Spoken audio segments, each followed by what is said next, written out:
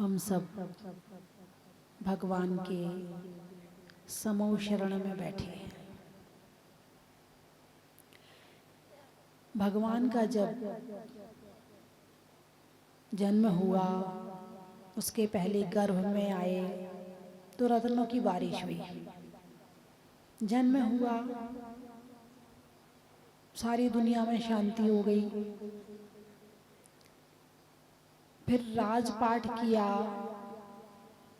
धन की कमी नहीं थी। फिर छोड़ दिया, जंगल चले गए, ध्यान में लग गए। लक्ष्मी को छोड़कर, उन्होंने तो लक्ष्मी को छोड़ दिया मगर लक्ष्मी ने उन्हें नहीं छोड़ा। जैसे ही केवल ज्ञान हुआ, स्वर्ग की लक्ष्मी फिर आ गई, समूह शरण बन गया। आप जो अपना घर बनाते हो, किससे बनाते हो? ईंट, लोहा, कंक्रीट, सीमेंट, और बनाने के बाद ऐसा महसूस करते हो कि मैंने दुनिया का सबसे बड़ा काम कर लिया। और जब नांगल करते हो तो ऐसा लगता है किसको दिखा दूं, कोई देख तो ले, एक बार कह तो दे भाई साहब आपने बहुत मेहनत करी है, भाई साहब आपने बहुत अच्छा बनाया, कोई कह तो दे। नांगल के समय तो ऐसा मन ललचता है कि सबकी सुनना चाहते हो, कोई बोल तो दे। अरे बोलिए ना। एक लोहे सीमेंट का मकान बनाने के बाद अपने आप को बहुत बड़ा महसूस करते कि मैंने बहुत बड़ा काम कर लिया। लेकिन यहाँ तो भगवान का समूह शरण है, और समूह शरण भी कैसा है? रत्नों का है। सीढ़ियाँ किसकी हैं? स्फटिक मणि की हैं। वृक्ष किसके हैं? वृक्ष भी रत्नों के हैं। उसमें पेड़ जो हैं वो पन्ना, पत्ते जो हैं वो पन्ना के हैं। जो फल हैं वो लाल मणि के हैं। जो शाखाएं हैं वो अन्य रत्नों की हैं। आपने पढ़ा ना, विधान में सारा वर्णन निकल रहा था, पूरा वर्णन आया था, बड़ा आनंद आ रहा होगा पढ़ करके। और कल्पना करो कि ऐसे वृक्ष हैं वहाँ पर, वहाँ खाई भी बनी है, तो वहाँ 8 भूमि होती हैं। कितनी भूमि होती है समूह शरण में? 8। सबसे पहले एक चौकोन, नीलमणि की शिला होती है। नीलमणि, नीले रंग की नीलमणि की चौकोन शिला होती है। चौकोन शिला के ऊपर पूरे समूह शरण की रचना होती है, जमीन पर नहीं होती है। उसके पश्चात सबसे पहले मानस्तंभ होता है। क्या होता है? मानस्तंभ। मानस्तंभ के आसपास बावड़ियां होती हैं। पहले वहां जाओ, वहां पैर धो, फिर मानस्तंभ के दर्शन करो। फिर मानस्तंभ के दर्शन के बाद फिर द्वार होता है, फिर चढ़ते हैं तो 4 तरफ सीढ़ियां होती हैं, चारों तरफ, और 4 विदिशा में जो भूमियां हैं वो विदिशा में होती हैं। तो सबसे पहली भूमि का क्या नाम है? चैत्य भूमि। क्या नाम है? चैत्य भूमि। और ये इतनी छोटी छोटी नहीं, जितना बड़ा यहाँ समूह शरण लगा इतना बड़ा नहीं होता है। आदिनाथ भगवान का समूह शरण 12 योजन का था। 12 योजन। एक योजन में 8 मील होते हैं। मील। तुम्हारा केकड़ी कितना बड़ा है? 5 किलोमीटर का, एक योजन का भी नहीं है। आप जयपुर समझ लो, या दिल्ली समझ लो, या बंबई समझ लो। आदिनाथ भगवान का समूह शरण इससे भी बड़ा था, 12 योजन का। कितना था? 12 योजन का। फिर घटता घटता घटता घटता घटता घटता आधा आधा घटता गया, आधा आधा घटता गया। तो भगवान महावीर का समूह शरण कितने योजन का रहा होगा? आधा आधा घटा, और 12 योजन का था।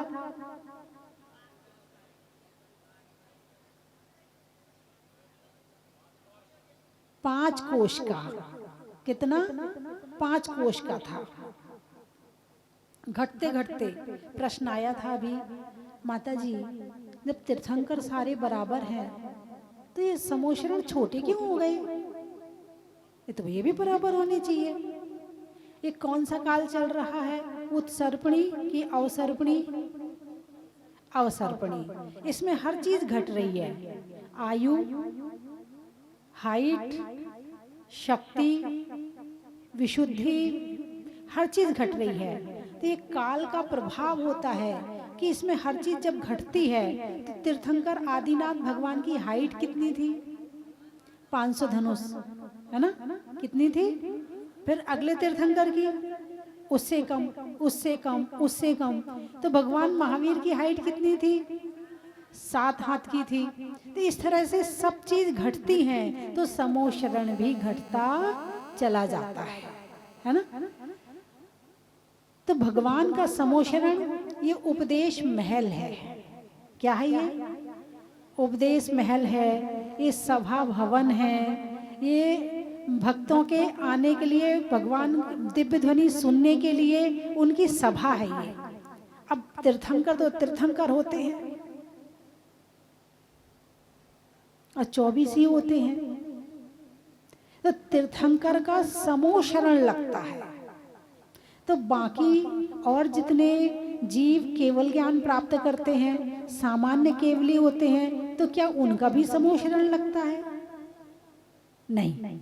जो बीच में गंधकुटी है, सबकी गंधकुटी होती है, समोशरण केवल 24 तीर्थंकरों का ही होता है। तो भगवान के समोशरण में चक्रवर्ती भी पूजा करने के लिए जाते हैं। सौधर्मेंद्र तो सब जाते ही जाते हैं, चक्रवर्ती, बलदेव, नारायण आदि सब पूजा करने के लिए जाते हैं। भगवान के समोशरण में 8 भूमि होती हैं। कितनी? 8 भूमि। पहली भूमि का नाम है चैत्य भूमि। चैत्य, चैत्यालय कहते हैं ना, चैत्यालय। चैत्य का मतलब मंदिर, चैत्य का मतलब प्रतिमा, और चैत्यालय का मतलब जिसमें प्रतिमा रहती है। तो चैत्य भूमि में बहुत सारे चैत्यालय बने हैं। क्या बने हैं? बहुत सारे चैत्यालय बने हैं, इसलिए इस भूमि का नाम चैत्य भूमि है। तो ऐसा नहीं है कि केवल मंदिर बना दिया बस बाकी भूमि खाली पड़ी है, नहीं। बढ़िया पूरे, जैसे कि आप वहाँ जाते ना जहाजपुर में, जहाजपुर जाते हो ना, सबसे पहले गेट बना है ना? फिर थोड़ा सड़क आदि है, ठीक है, फिर गेट बना हुआ है, फिर उसके बाद में बाग बगीचे हैं, फिर उसके बाद में फिर गेट बना हुआ है, फिर अंदर जाने का रास्ता बना हुआ, फिर गेट बना हुआ है। ऐसे होता है। मुझे तो कई बार जो जब मंदिर में रहती हूँ, वहाँ से निकलती हूँ, आती जाती हूँ, तो मुझे अकृत्रिम चैत्यालय की फीलिंग आती है।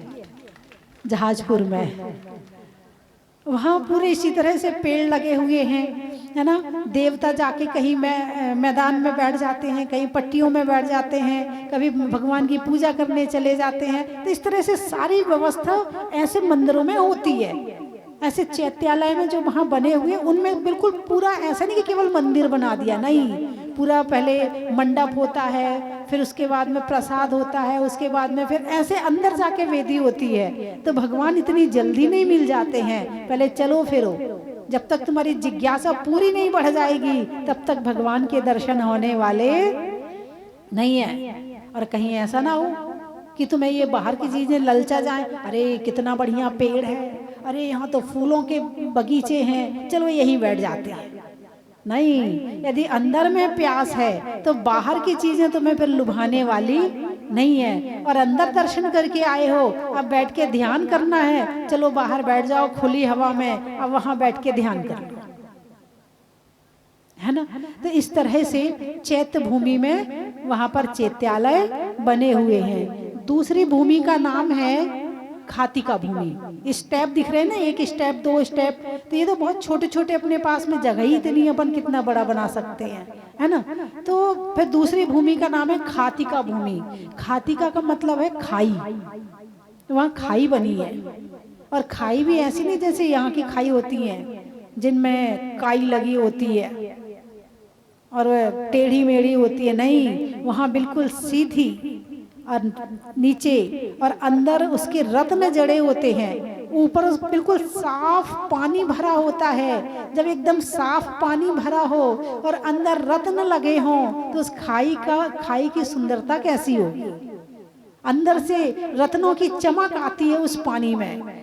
उसमें पुल बने हुए हैं यहाँ से वहाँ जाने के लिए, बैठने के लिए भी कुछ स्थान बने हुए हैं। और वहाँ पर जो देवता होते हैं वो नाव में क्रीड़ा भी करते हैं। मैंने कहा था ना, मिथ्या दृष्टि और सम्यक दृष्टि दोनों जाते हैं। कहाँ? समोशरण में। तो जो मिथ्या दृष्टि होता है वो बाहर ही बाहर घूम घाम के चला आता है। क्या बढ़िया खाई है, अरे क्या बढ़िया मंदिर है, अरे क्या बढ़िया लता मंडप भूमि है, बस इसको ही देख के चला आता है वापिस। और जो सम्यक दृष्टि होता है वो 8वीं भूमि तक जाता है और वहाँ जाके प्रभु के दर्शन करता है। और जो सम्यक दृष्टि नहीं होता है और वहाँ यदि चला जाए तो उसे सम्यक दर्शन की प्राप्ति हो जाती है। तो दूसरी भूमि कौन सी हुई? खातिका भूमि। तीसरी भूमि का नाम है लता भूमि। जैसे मैंने परसों बताया था कि जो लताएं जो लटकी हुई हैं, ऐसी वहाँ तरह तरह के आकार में, सुंदर सुंदर आकार में लताएं बनी हैं और उनके अंदर मंदिर है। अथवा पेड़ है, पेड़ के आकार में सुंदर लताएं लटकी हैं, वहाँ मुनिराज ध्यान कर रहे हैं। कहीं पेड़ के नीचे मानस्तंभ बने हुए हैं, वहां बैठकर मुनिराज ध्यान करते हैं। समोशरण में दिव्य ध्वनि खिर गई, अब आ गए नीचे। अब किसी भी भूमि में जाकर बैठे और वहां बैठकर ध्यान करने लगे। तो इस तरह से लता भूमि में अनेक तरह के फूल हैं, अनेक तरह की लताएं हैं और अनेक तरह के बैठने के स्थान हैं। तो वो लता भूमि हो गई। फिर है उपवन भूमि। कौन सी भूमि? वन और उपवन। वन का मतलब जंगल और उपवन का मतलब जहाँ जो वृक्ष होते हैं वो हिसाब के होते। जंगल तो ऐसा भाई कोई भी वृक्ष कहीं भी खड़ा है, कैसे भी खड़ा है, वो हो गया वन। लेकिन जहाँ पर तरीके से खड़े हैं वृक्ष और जो चाहते हैं उस हिसाब के वृक्ष हैं तो उसे कहते हैं उपवन, उसे कहते हैं उपवन। तो चौथी भूमि का नाम है उपवन भूमि। अब जो उपवन में वन है वो 4 तरह के हैं। वहाँ 4 तरह के वृक्ष हैं। अशोक वृक्ष, सप्तच्छद्म वृक्ष, सप्तपर्ण वन और चंपक वन। इस तरह से 4 तरह के वनों में 4 तरह के वृक्ष वहां पर लगे हुए। जैसे बताया था, अशोक वृक्ष, जहां जाकर शोक दूर हो जाए उसे कहते हैं अशोक। सप्तपर्ण वन यानी 7 तरह के पत्ते, एक डाली में 7 पत्ते होते हैं और पूरा पेड़ ऐसे 7 पत्तों के हिसाब से पूरा वृक्ष होता है, उसको कहते हैं सप्तपर्ण वन। और इन पेड़ों के ऊपर इनकी 4 डालियां होती हैं, 4, और इतनी बड़ी बड़ी होती हैं कि इन 4 डालियों पर मंदिर बने होते हैं। इन 4 डालियों पर मंदिर बने होते हैं, तो इसको कहते हैं उपवन भूमि। कौन सी भूमि? उपवन भूमि। इसके बाद आती है ध्वज भूमि, है ना। तो 4 दिशाओं में, जैसे 4 विदिशा में, 4 दिशाओं में तो सीढ़ियां हैं और विदिशा में भूमियां हैं। तो एक दिशा में 108 बड़ी ध्वजाएं होती हैं, उनका नाम समोशरण के हिसाब से होता है। 108 बड़ी ध्वजाएं होती हैं, जैसे एक बड़ी ध्वजा लगा दी, अब उसके आसपास में 108 छोटी ध्वजाएं लगा दी। तो ऐसे चारों तरफ ध्वज लगे होते हैं और केसरिया रंग के होते हैं। कौन से होते हैं? केसरिया रंग के होते हैं। जो 5 रंग का ध्वज अभी चला है, ये कितना पुराना है? आप क्या क्या जानते हैं इसके विषय में? क्या है इसका इतिहास?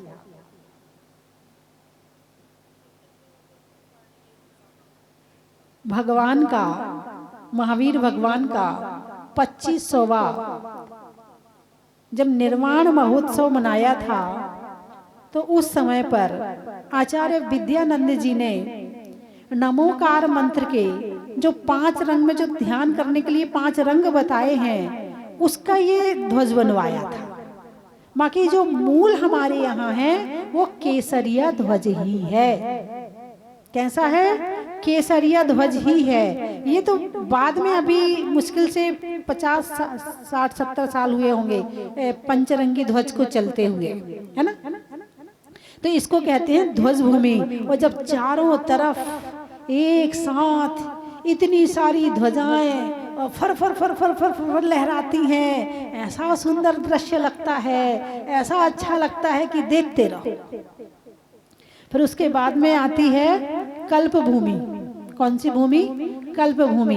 कल्प भूमि, कल्प वृक्ष, कल्प वृक्ष। विधान का क्या नाम है? कल्प द्रुम। द्रुम का क्या मतलब होता है? वृक्ष। द्रुम का क्या मतलब होता है? वृक्ष। कौन सा वृक्ष? कल्प वृक्ष। विधान का नाम है कल्प वृक्ष विधान। और कल्प वृक्ष क्या करता है? मन वांछा पूर्ण करता है, जो मांगो वो देता है। और ये विधान भी किसी कल्प वृक्ष से कम नहीं है। आप करके देख लेना, आप प्रैक्टिकल कर लेना, ये विधान भी किसी कल्प वृक्ष से कम नहीं है। इसको आप भाव सहित करना, हर पूजा में अपनी जान डाल देना, हर अक्षर में अपने भाव भर देना। यूं लगे कि ये भाव मेरे अंदर उतर रहे हैं और हम समोह शरण में बैठे हुए हैं। कितनी गति के? 3 गति। कौन कौन से गति के? मनुष्य गति के, त्रयंच गति के और देव गति के। कौन से नहीं जाते? अरे बोलिए ना, नरक गति के जीव नहीं जाते। मंदिर भी क्या है? समोह शरण का प्रतीक है। तो मंदिर में भी कितने तरह के जीव जाते हैं? 3 तरह के जाते हैं। कौन नहीं जाता? जो मंदिर नहीं जाता वो कौन सी गति का जीव है? या तो आया है, अरे बोलिए ना, या तो नहीं, अभी आप जाके उन्हें डांटने लगोगे अपने आप को। बड़ा ऐसी बात नहीं है, उनका भी समय आएगा, कभी न कभी जागृति आएगी, वो भी आपसे ज्यादा धर्म करेंगे। जिस दिन जाएंगे उस दिन आपसे ज्यादा जाएंगे, है ना। चलिए, श्री मंडप भूमि में अब यहाँ क्या है? यहाँ 12 सभाएं हैं, यहाँ 12 कोठे हैं। एक एक दिशा में, विदिशा में 3-3 कोठे हैं, सीढ़ी से चढ़ के जाते हैं, है ना। और उनके बीच में 3 जो पार्टीशन है वो स्फटिक मणि की दीवार से उसका पार्टीशन होता है। तो 3-3 कोठे हैं। तो ऐसे एक विदिशा में 3, तो 4 दिशा में 12। अब इनमें कौन जाता है, कौन बैठता है, कौन क्या करता है? इसमें क्या होता है? इसमें भव्य जीव ही जा सकते हैं, ठीक है। अच्छा, तो पहले कोठे में मुनिराज बैठते हैं, गणधर, आचार्य, उपाध्याय, साधु, है ना, ये बैठते हैं। दूसरे कोठे में आरिका, और आरिकाओं के पीछे श्राविकाओं को भी स्थान मिलता है, ठीक है। अच्छा, अगली जो 4 कोठे हैं, तो उनमें जो 4 प्रकार के देव होते हैं उनकी देवियां बैठती हैं। 4 प्रकार की देवियों के लिए एक एक कोठा। यहाँ श्राविका और आरिका को एक कोठा, और एक एक तरह की जो 4 प्रकार के देव होते ना, भवनवासी, व्यंतर, ज्योतिषी और कल्पवासी, तो एक एक तरह की देवियों को एक एक कोठा मिला है। मतलब हमसे ज्यादा उनकी संख्या ज्यादा होती है। तो 4 प्रकार की देवियां और 4 प्रकार के देव कितने हो गए? 8 कोठे हो गए। और 2 प्रकार के मुनिराज का और आरिका को कितने हो गए? 10 हो गए। अब बाद के जो 2 कोठे होते, उसमें एक में श्रावक बैठते हैं और एक में त्रियंच बैठते हैं। एक में श्रावक बैठते और एक में त्रियंच बैठते। इस तरह से 12 कोठों में बैठकर जब भगवान की दिव्य ध्वनि खिलती है, तो सभी जीव वहां बैठकर भगवान की दिव्य ध्वनि का रसपान करते हैं। इस तरह ये भगवान का समूह शरण होता है। अब तो आप इस विधान में बैठकर भावना भाओ कि प्रभु इस जन्म में तो समूह शरण में बैठकर साक्षात अरिहंत परमात्मा के दर्शन हम नहीं कर पा रहे हैं, मगर इस विधान का फल ये मिले कि अगले जन्म में समूह शरण के दर्शन मिले और आपके दर्शन मिले, ऐसी भावना माना। और बाकी चीज जो आपके मन में है वो आप चाहोगे तो भी मिलेगी और नहीं चाहोगे तो भी मिलेगी। आप चाहने में तो वो ही चाहो जो सबसे श्रेष्ठ है, जिसके बाद कुछ चाहने की इच्छा रहे ना। अभी आपने एक इच्छा पूरी कर ली तो क्या मतलब है, अब जिंदगी में कभी दूसरी इच्छा नहीं होगी। अभी एक परेशानी पूरी हो गई तो क्या जिंदगी में कभी दोबारा परेशानी नहीं आएगी, ये तो आती जाती रहेंगी। तो फिर क्या मांगे भगवान से, ऐसा मांगो कि जीवन में कभी परेशानी आए ना, कभी जीवन में इच्छा पैदा होए ना। ये जीवन में केवल जीव बचे और बाकी जितना इसके आडंबर है वो सब खत्म हो जाए और एक दिन भगवान जैसे बनके हम भी परमात्मा बन जाए। मांगो तो ऐसा मांगो कि मांगना बाकी ना रहे, आओ तो ऐसे आओ कि जाना बाकी ना रहे, और जाओ तो जैसे जाओ कि आना बाकी ना रहे। यानी ऐसे जाओ यानी मोक्ष चले जाओ कि आना बाकी ना रहे। अभी क्या चल रहा, अभी दुकान से मकान, मकान से दुकान, चप्पल घिस गई, कितने जूते घिस दिए हैं, जिंदगी निकाल दी। और एक दिन ऐसे घर में जाओगे कि वापस निकालना पड़ेगा, निकलोगे नहीं, क्या निकालना पड़ेगा। जब घर में किसी की डेथ हो जाती है तो क्या करता है, वो अपने आप निकल जाता है, नहीं तो कैसे निकलते हैं, निकालना पड़ता है उठा के और फिर बांध के ले जाते, वापस ना आ जाए, बांध दो भाई इसको और मुंह भी ढक दो इसको। मुंह क्यों ढक दिया, इसने जीवन में ऐसा काम किया ही नहीं कि इसका मुंह देखा जाए, इसलिए मुंह भी ढक दिया। जो सबने किया उसने इसने भी यही किया, कुछ अलग थोड़ी किया और कुछ अच्छा किया ही नहीं, केवल खाने कमाने में लगा रहा। तो वो तो सारी त्रियंज पशु पक्षी सभी कर लेते, तुमने कर लिया, कौन सा बड़ा काम कर लिया, इसलिए मुंह ढक देते, भाई ढांक दे इसका मुंह। बोलिए हाँ या ना। अब आपके जो केकड़ी में एक श्यामलाल जी रहते थे, अरे बोलिए ना, रहते थे ना, वो कैसे निकले घर से, पड़े पड़े कि खड़े खड़े, खड़े खड़े निकल गए। घर से खड़े खड़े निकलो, पड़े पड़े मत निकलो, ये खड़े खड़े निकल गए। अबे क्या, जितने साधु संत होते हैं किसी का मुंह ढक के नहीं ले जाया जाता। कैसे ले जाया जाता है, बिठा कर ले जाया जाता। देखो इनको, इन्होंने जैसा काम किया है तुम भी वैसा काम करना, शिक्षा लो इनसे। उनको हमेशा बिठा के ले जाया जाता। हाँ या ना। देखा कभी आपने किसी की समाधि देखी है तो कैसा काम करना है आपको, पड़े पड़े वाला या खड़े खड़े वाला? खड़े खड़े वाला। तो कितने लोग तैयार हैं? कल का मुहूर्त बहुत अच्छा है, पंडाल भी लगा हुआ है, पब्लिक भी पूरी है और फोन का जमाना है, जिसको बुलाना चाहो वो शाम तक आ जाएगा। बिनौली आज ही निकलवा दूंगी।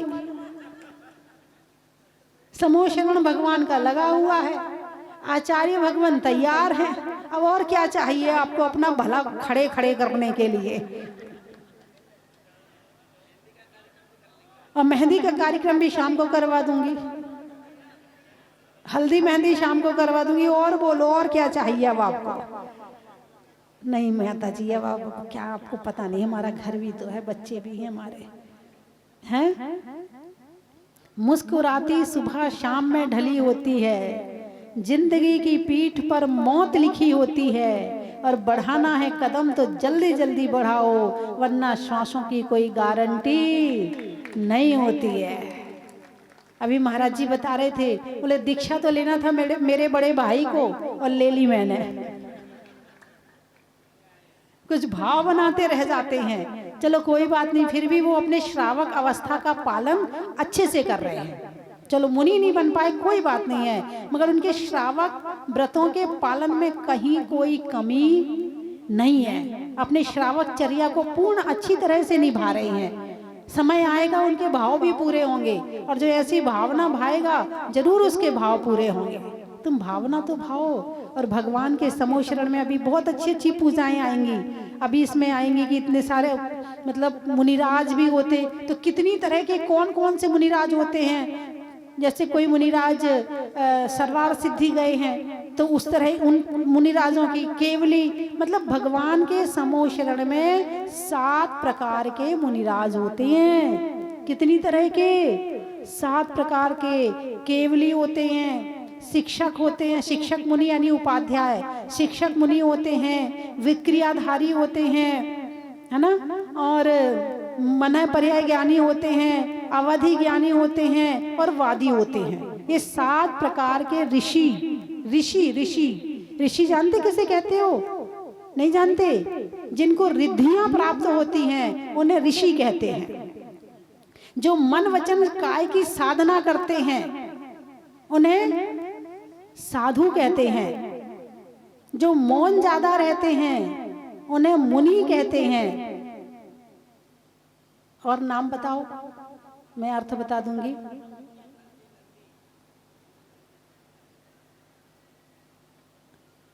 अरे एक और है, मेरे ध्यान में नहीं आ रहा। ऋषि, मुनि, यति, साधु और अनगार। अनगार तो ग्रह, जिसने घर का त्याग कर दिया वो अनगार है। ग्रह त्यागी को अनगार कहते थे, वो अनगार तो है ही है। तो इस तरह से 7 प्रकार के ऋषि कौन रहते हैं? जिनको रिद्धियां प्राप्त होती हैं। 64 रिद्धियां होती ना, 64 रिद्धि में से कोई सी भी रिद्धि प्राप्त हो तो उन्हें ऋषि कहते हैं। तो भगवान के समूह शरण में केवली भी होते। जैसा केवल ज्ञान भगवान को है ऐसा ही केवल ज्ञान उनको है, लेकिन वो सामान्य केवली हैं और ये तीर्थंकर केवली है। तो भगवान के पास सामान्य केवली भी होते हैं, और हम जैसे छोटे मोटे पहुंच जाएं तो क्या बात है। हम जैसों को भी चरणों में स्थान मिल जाए तो क्या बात है। भावना तो भारे हैं कि प्रभु के समूह शरण के दर्शन हों, अब कब पूरे होंगे वो पता नहीं है। भावना भाने में कमी नहीं है ना। तो आपको समझ में आ गया समूह शरण कैसा होता है और क्या होता है ना। तो भगवान की दिव्य ध्वनि, हाँ, और ये बताना है जो भगवान के समूह शरण की 8वीं भूमि में पहुंच जाता है, वहाँ भूख नहीं लगती, वहाँ मृत्यु नहीं होती, वहाँ प्यास नहीं लगती। किसी तरह की बीमारी हो, चाहे शुगर की कोई बीमारी हो, कुबड़ निकली हो, तो वो भी ठीक हो जाती है। किसी की आंखें ना हो और भगवान के समूह शरण में पहुंच जाए, उसकी आंखें आ जाती हैं। किसी का हाथ ना हो, उसके हाथ आ जाते हैं। किसी के पैर ना हो, उसके पैर हो जाते हैं। कोई बहरा हो, उसे सुनने लग जाता है। भगवान के समूह शरण का ये चमत्कार, ये अतिशय होता है। किसी ने कहा आपके भगवान कैसे, ना किसी के पैर दबाते, ना किसी को आशीर्वाद देते, ना किसी का कुछ करते। हमने कहा हमारे भगवान को कुछ करने की जरूरत ही नहीं है। जो हवा उनको छूती है, वो हवा यदि हमें छू जाए तो सारी बीमारियां अपने आप ठीक हो जाती हैं। तो पैर दबाने की कहाँ जरूरत। ऐसे शक्तिशाली, शक्ति के पुंज, अनंत सुखी भगवान की पूजा क्यों करते हैं? क्योंकि ये अनंत सुखी हैं। और हमें क्या चाहिए? सुख चाहिए। तो जिसकी दुकान में जो मिलता है वही तो देगा। भगवान अनंत सुखी हैं, इनकी दुकान में सुख मिलता है, बस यहाँ हाथ से उठा के नहीं देते हैं। जिसमें जितनी शक्ति होती, ज्ञान होता है, वो उतना ले लेता है। यहाँ पैसा के लेने देने की जरूरत नहीं है, यहाँ तो इसकी जरूरत है। तुम्हें लेना कितना आता है ले लो, जी भर के ले लो, दिल खोल के ले लो। और जितना भगवान के पास में है इतना भी चाहिए तो वो भी मिल जाता है। अरे बोलिए ना, आप तो बड़ी शांति से हिलते भी नहीं हो। गणित में करण का, त्याग के वरण का और भगवान के समूह शरण का, चंद्रमा में गुरुत्वाकर्षण का, भौतिकता में आकर्षण का और होने में समूह शरण के दर्शन का, खेत में धान का, शादी में पान का, और होने वाले कल्पद्रु महामंडल विधान का बड़ा ही महत्व है। नहीं होने में द्वंद का, खिड़की में बंद का, और विधान में आने वाले आनंद का बड़ा ही महत्व है। गंधकुटी का, अच्छा क्या बात है। दवाइयों में वटी का, दवाइयों में वटी का, नहीं होने में हटी का, और भगवान की गंध कुटी का बड़ा ही महत्व है। क्या बोल रहे जोर से?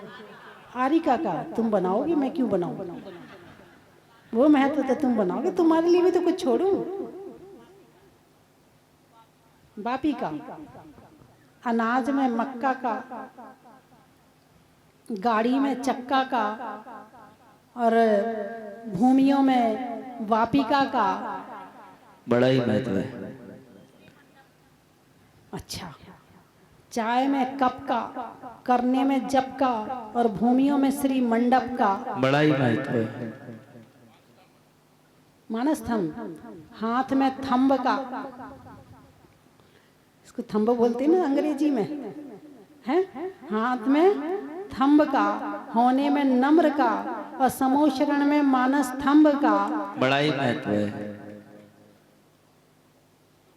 क्या कह रहे? स्तूप, स्तूप, अच्छा।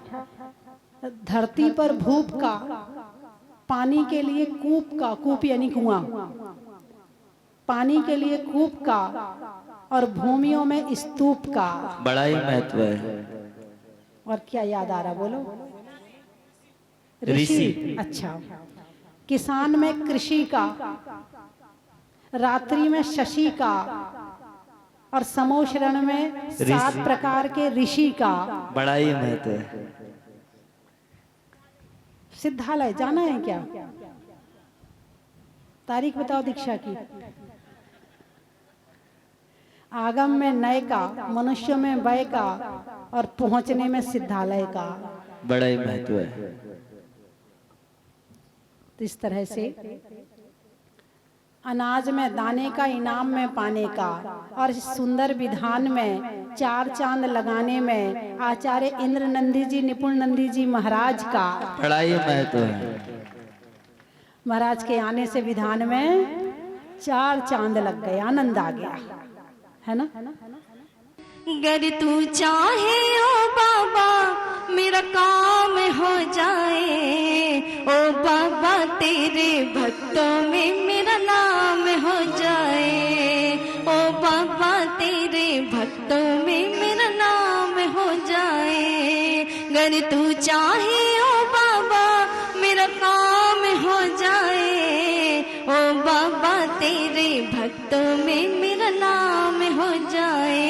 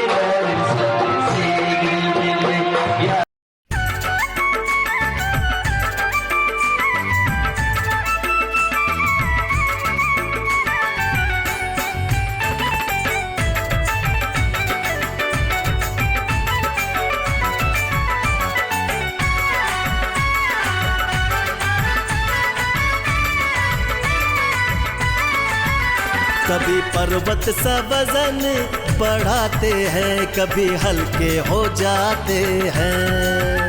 कभी पर्वत सा वजन बढ़ाते हैं, कभी हल्के हो जाते हैं। अपने भक्तों का मान बढ़ाते हैं, पल में हल्के हो जाते हैं। अपने भक्तों का मान बढ़ाते जन की थाल को सजाओ रे आज, रत्नों की थाल को भर लाओ रे आज। आओ आओ करे रे गुणगान आरती भगवन की। आओ आओ करे गुणगान आरती भगवन की। आओ आओ करे रे गुणगान आरती भगवन की।